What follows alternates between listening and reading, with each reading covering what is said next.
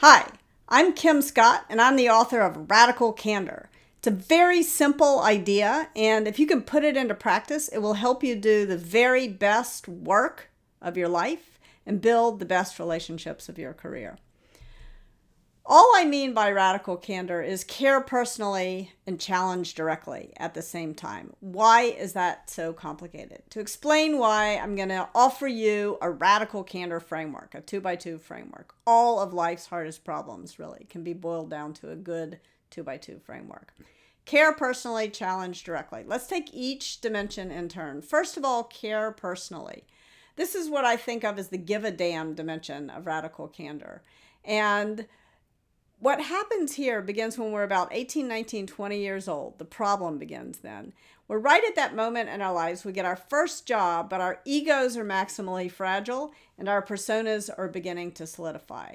And right at that moment, someone comes along and says, be professional. And for an awful lot of us, we sort of translate that to mean to leave your emotions, leave your true identity, leave your humanity, leave everything that's best about you at home and show up at work like some kind of robot. And you can't possibly care personally if you're showing up at work like some kind of robot. So what I encourage folks to do is to really be more than just professional, not be unprofessional, but really create the kind of environments in your workplaces where you can bring real human relationships. You can develop real human relationships at work. However, love is not all you need. You also need the other dimension of radical candor. This is what I think of as the challenge directly dimension, or the willingness to piss people off. And this is hard because from the moment we learn how to speak, starting when we're 18 months old, not 18 years old, our parents come along and they say to us some version of, if you don't have anything nice to say, don't say anything at all.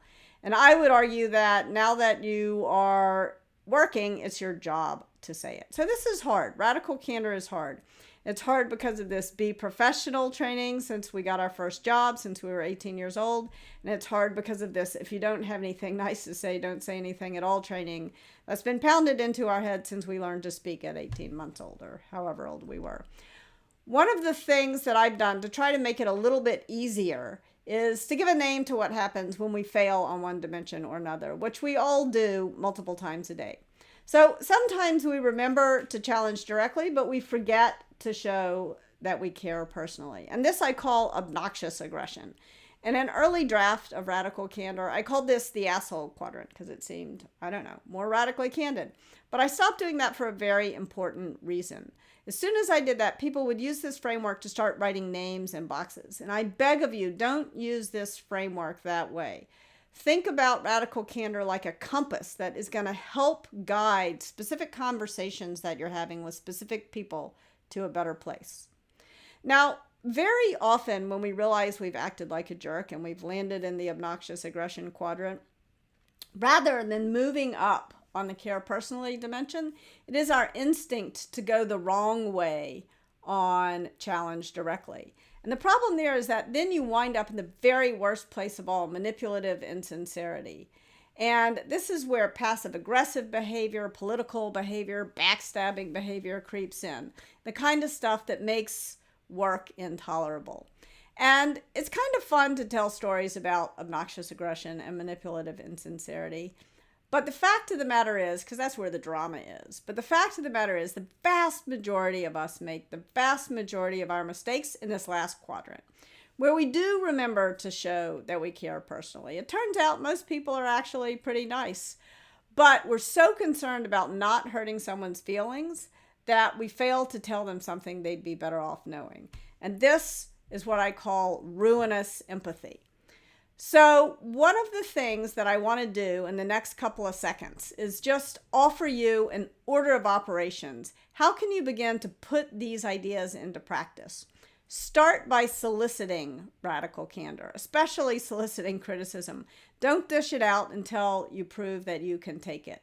So you want to solicit first.